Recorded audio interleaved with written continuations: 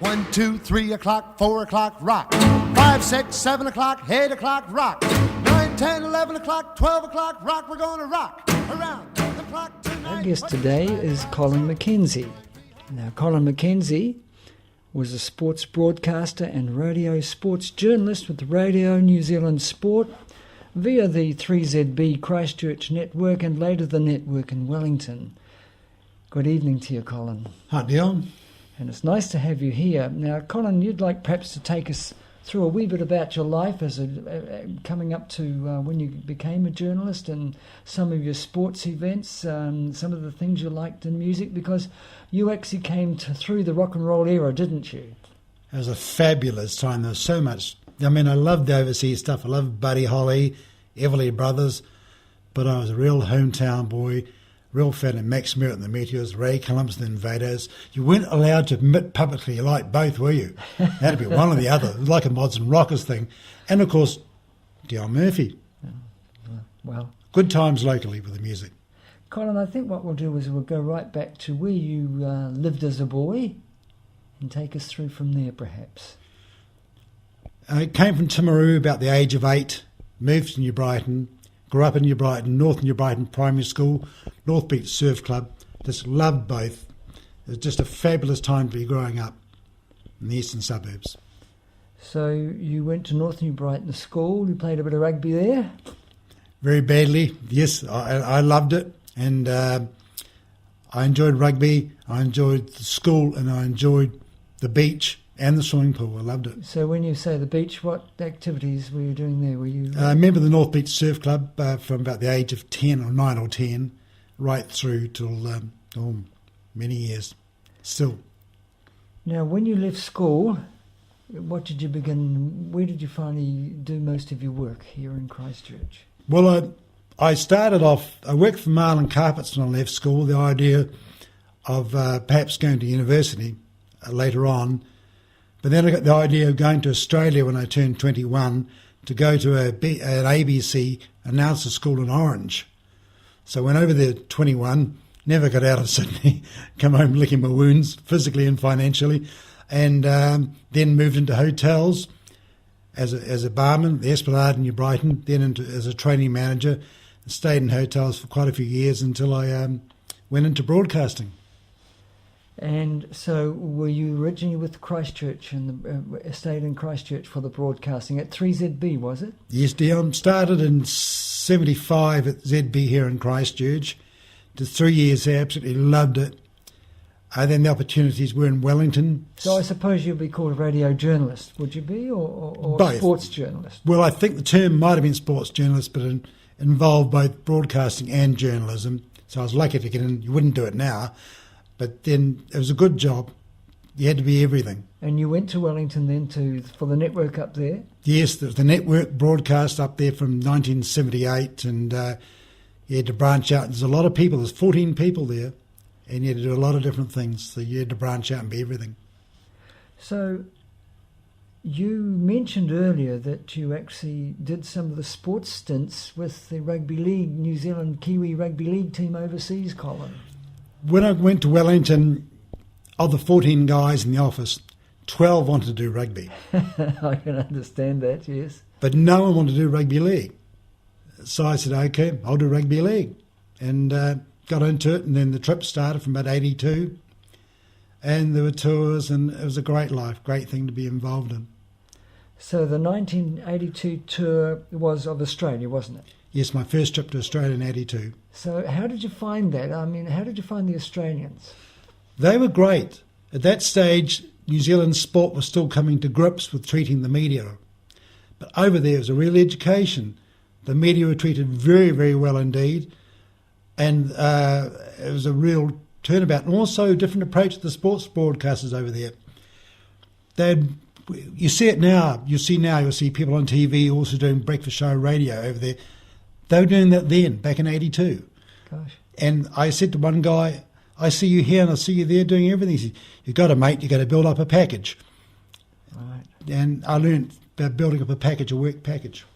Colin, you also went on several other tours, and I think you said one of the ones you enjoyed the most was the England and France tours. They were 12-week tours, were they? Yes, long trips away from home, and you get to know the guys really well. And it's a real adventure, living for 3 months away with the team. And again, when we say tours, that's with the Kiwi Rugby League team, wasn't it? Yeah. Yes, to England and France, little stopover trips to Spain, etc. But 12 weeks away is a long time. Oh, I bet it is. Now, how many times did you do those trips? I did two major tours to England and France, two of those. I was the first commentator to do two of the tours. So you would have been living out of a suitcase a wee bit there then? Yes, but the rugby league being such a provincial game, really we're normally based at one place. And one tour were 7 weeks in York, which is a beautiful town, and you just move around the north of England. So out of those rugby league games and your stints with doing the broadcasting with them, what were some of your high spots with them? Can you recall any, or events that were either humorous or lifted you in some way, or that you found were significant to you? Well, calling a game at Wembley Stadium. I always wanted to go to Wembley Stadium. Huge. That was magic. That was real. That was a real highlight, being at Wembley. And also, I'd say, some of the funny sides, perched on a roof in Papua New Guinea. Well, how did that happen? Well, that's where we were put to call the game, on the roof of the stand. Oh, right. And that was a real adventure. Or the Mad Butcher starting a punch-up in the stand in the middle of a commentary he was doing with me at Hull one night. And there's a punch-up going on over my head, and I'm trying to duck under the arms and still commentate. Yes. Is that a commentary under pressure, is it? Yes, and another time we arrived at Cumbria to do a game at Whitehaven, and the BBC engineer had got the night wrong. The commentary box was locked up, so I'm standing up on the scoreboard, in front of the scoreboard, hanging on with one arm in the air and a cell phone, calling the game. And a November night in the north of England, very cold night. Trying conditions, Colin. Oh, yes. You survived it, obviously. Well, I'm here, yes. And you got the broadcast through. Well, that's all that mattered, yeah. Colin, let's go back to perhaps your teenage years when you were interested in the music era here in Christchurch. You came through that golden era, as I call it, and I think many people do. How did you find that time? A fabulous time. Fabulous time. You could follow the bands. There was so much talent and so many places for teenagers to go. It was magic. I used to love Sunday afternoons at the Teenage Club or Friday night at the Coppercat. And the Coppercat, that's yep, right. And I used to... With Dion Shannon and the Shamrocks. And dead Cecile. right. Yes, Cecile, yeah, and Robin Hope and Fred Mummery. That's right. And Max Merritt would have been playing at the Carlisle Street Rock and Roll Carlisle Club, Street, the Teenagers Club. Yep. And you would have gone along there? You bet. And what about the dancers in Christchurch, the other dancers? And you've mentioned some of them. Spencer Street, Caledonian, Laredo was always a go if you want. And there was plenty of opportunities. You get your new jeans. You couldn't buy dress jeans in the shops. You'd only buy Keen's jeans, work jeans. So you used to go to the port over to Littleton and buy them off the Dominion Monarch. The seamen would come ashore wearing 3 pairs of jeans and sell And that was the way you got your up-to-date jeans, yep. the ones on the world scene. And a few years later, we were laughing that Russians were buying jeans in the black market. A few years earlier, Kiwi kids were doing the same thing. So what sort of music did you like in those days? You mentioned about Buddy Holly. You like the Buddy Holly music? I like Buddy Holly, and I like the harmonies of the Everly Brothers, and anybody from New Zealand, anybody from Christchurch. I followed Max Merritt, Ray Columbus. The first stage show I saw was Johnny Devlin and the Devils, about 1959, I think, yeah. And did he get his shirt ripped off? Yep, I think it was the night Mabel Howard was there, I think. I remember he started the show, complete silence, dark, and to come out and sing King Creole, boom, boom, boom, boom, boom, boom. It goes by the name of King Creole. The place just went mad, and we felt like we were part of the world scene. I bet so too. Well, you'd be probably interested, Colin. I'll ask you the question. Are you coming along to the Spencer Street Revival at the Cathedral this weekend? I'll be there. I got my tickets. Oh, that's grand. Really looking forward to it. This is fantastic. It's a big hole it's been in Christchurch till now, and you're filling it now with your show. And these concerts, these are going to be great occasions. Well, following on from the Spencer Street one, which is run by the Anglican Church, And we've got all these different groups that were around at the time, Peter Nelson and the Castaways, the Downbeats, the Vigilantes. Look, you name it, they're all going to be there. And we're also going to be singing a couple of numbers, Cecile and myself, our Everly Brothers numbers. So it should be a great time. And following on from that, in March next year, we're doing what is called a rock and roll celebration or festival. 50 years of rock and roll, because we feel it's time that these people who've given of all their rock and roll services to Christchurch over that time should be recognised. And we've got Max Merritt, and there's a new band, the Meteors, and Dinah Lee. Remember Dinah Lee? However, yep. And Ray Columbus. All these icons will be at that meeting, in addition to a lot of other acts that we will be having on too. And that's in March next year, the 24th of March at the Town Hall Auditorium. So it's going to be hopefully a great revival of those times. It's got to be. I'm looking forward to it now. And Colin, to branch out again from that, when in those days also when I was beginning my boxing career as a professional fighter at Canterbury Court, you began to take part in the boxing also. You wanted to see how you were as a sports person in boxing. Well, I love sport. I tried many different sports, and boxing was the one I tried the hardest at, but it was the one I was least successful at. My major accomplishment was making the weight, but I learnt a lot about life in the boxing ring. It's the loneliest place in the world, and I still believe now that boxing training is the most complete training of all, the most complete workout. I then found in Australia that long before New Zealanders were going to the gyms, that Australian league players were spending part of the week in the boxing gym. And they're getting such a full workout in 1 hour, in and out. Yes, that's interesting, Colin, because lately, over the last few years, it's been quite notable how all of the professional rugby and rugby league players and other sports teams are now simulating the training techniques of professional boxers and boxing in itself. And to hear you say that, it really reaffirms that for me also. You did say that one of your greatest battles was in making the weight. Would you like to enlarge on that? Well, perhaps enlarge is the wrong word. Very Would you apt. like to tell us Very something apt. about that? Well, I got the idea when I was 13 stone 3. And at my height, I had to come in under 10 stone, like welterweight. At my height, I just couldn't fight at heavyweight. And so I worked away at the weight. My problem was that my major accomplishment was making the weight.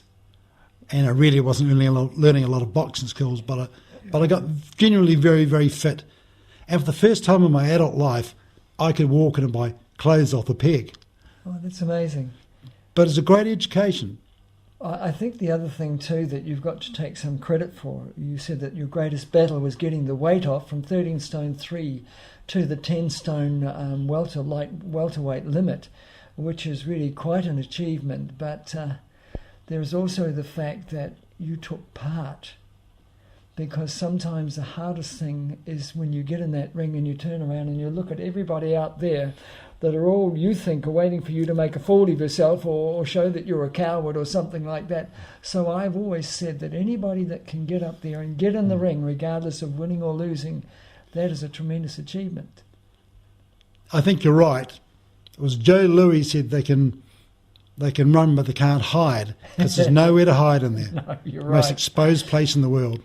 Another little maxim that I've said is that when people ask about professional boxing and how hard it was, and I say, well, look, it's one of the most toughest sports in the world, because in effect you've got to have the sprinting ability of 100 yard, the explosive sprinting ability of a 100 yard or 100 metre sprinter, because in every round you've got to do times when you've got to sprint, you've got to go flat stick, and on top of that you've got to have the endurance capacity of a marathon runner, because you've got to go 10 to 15 3-minute rounds. And boy, on top of all that, there's some fella in there trying to punch your head off at the same time. So, yeah, it's quite... It is totally different. It's a totally different exercise altogether, boxing. It's part of you is relaxed, part of you is not relaxed. It's the waiting for boxing. It requires a special temperament. Now, you saw most of my fights as a professional fighter, and how did you find the time there? Because it was rather a unique and wonderful golden opportunity, wasn't it? It was. Going to Canterbury Court on a Thursday night with the lights, the packed houses, people clamouring outside, couldn't get in. The fire brigade had closed the place on many occasions, full houses, and I was able to follow your career all the way through and realise that you built a complete package. Oh, that's nice, Colin. You looked right, you fought right, you spoke well, and it was gave me an idea of what a professional sportsman, even though you didn't apparently intend being a professional sportsman, what a professional sportsman could be and should be. Well, thanks very much for those comments, Colin. I do appreciate you saying them. I would like to move you on. You did say to me that you enjoyed the contacts of boxing. You met many people, many personalities. Yes, I'd say probably Muhammad Ali would be the biggest one. That was an amazing occasion. It was after we thought he'd retired. It was in the 80s, and he was doing a speaking tour of New Zealand, and they had a lunch at Upper Hutt. And I just got my lunch and sat down on the corner, and there's a spare seat beside me. Next thing is a very big frame sitting beside me. It's Muhammad Ali. He got his lunch, and he had his some of his hangers-on, checked there's no pork in the food, and he sat down, and we chatted away, and after a while he said, "Have you boxed?" I said, "I did some." He said, "Thought so." He said, "No man was born with a nose like that."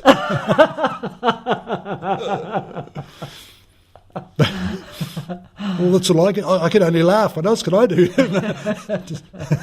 And we chatted away, and then he must have alluded to the fact that he was thinking of making a comeback. And I must look doubtful, as you would. And he said, "You don't look too sure." I said, "Well, why would you?" And he said, "Well, why shouldn't I?" And I'm trying to find the words to say, you can't be coming back for the money, can you? And he said, so I just said, instead of saying that, put more gently, I said, "Well, he can only drive one car and wear one suit." He just nodded above his meal, which was eating fairly sloppily, by the way, too, just nodded across at this entourage of people, might have numbered 30. All these big dudes in black suits. All his hangers-on. And he said, "Look around." He said, "That's a lot of suits and a lot of cars." They're all on the gravy chain. They all had to be fed. And it was in the interest for him to keep fighting. When he came back, got beaten by a former sparring partner, I was so sad. The icon, the sporting icon of our era. And I remember that conversation. There's more involved than just him wanting to fight. They all needed him to fight to keep their paydays up. What a wonderful thing to be able to sit and talk to the great man himself in the manner that you did. You also met Johnny Famishon, an old opponent of mine. Yeah, I met him through you, and he was very gentlemanly, and he was a nice guy. And he went on to win the World Championship. That's World right. Professional Championship. That's right. And Lionel Rose. Yes, Lionel Rose. He was the world bantamweight champion later on. You met him too. I met him through you, and I did some work with Barry McGuigan at the Commonwealth Games in Edinburgh. And he was a wonderful fighter in his day too. Yep. And I met. And surprisingly, he knew who Jimmy Pierre was. He was later Jimmy Thunder. They knew who they asked about him. Right. And because he did do some fights out there, didn't he? Yep. In the UK. Yep. Before he came back to Australia, I think. That's right. And then we boxed as Jimmy Thunder. And I met Henry Cooper, Edinburgh as well. So lucky for a guy who couldn't win a fighter. Lucky to meet a lot of good fighters. Many of them through you, actually. Well, that was great. I think your contacts here have been great, and that one with Muhammad Ali, everybody would be very envious of you, Colin, there. I guess, however, that it's probably your return to Christchurch now from your career, which was previously as a radio and sports journalist, and what are you doing now? I now work for a company, Newstel, which does news transcriptions, and I monitor radio and television broadcasts to see what the people of the day and current affairs are talking about. And I do that from home. It's a full-time job, spread over 7 days a week, but I'm still very gainfully employed. Colin, you're living at South Brighton? Yes. And are you, we ask everybody this that comes on the show, are you 50 plus and loving it? What do you reckon? No, I'm going to ask you, Colin, so you're going to have to commit Dion, yourself. I am 50, I confess. And I confess I'm 50 and loving it. That's lovely, Colin. Look, I'd like to thank you very much for allowing us all a brief insight into your life as you've come through it, and your radio journalism aspects of it, your sporting aspects, which have brought some glints of humour to my eyes, believe me. And I hope that you'll be coming along to this week's Spencer Street revival at the Cathedral, as you tell me now you are.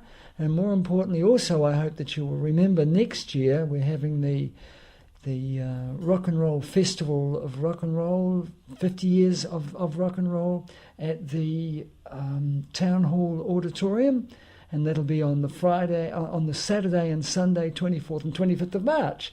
So we hope we're going to see you there also. Dion, is written on the calendar now. Okay, Colin, thank you very much for coming. It's been great. It's a pleasure. See you later, alligator. So long, that's all.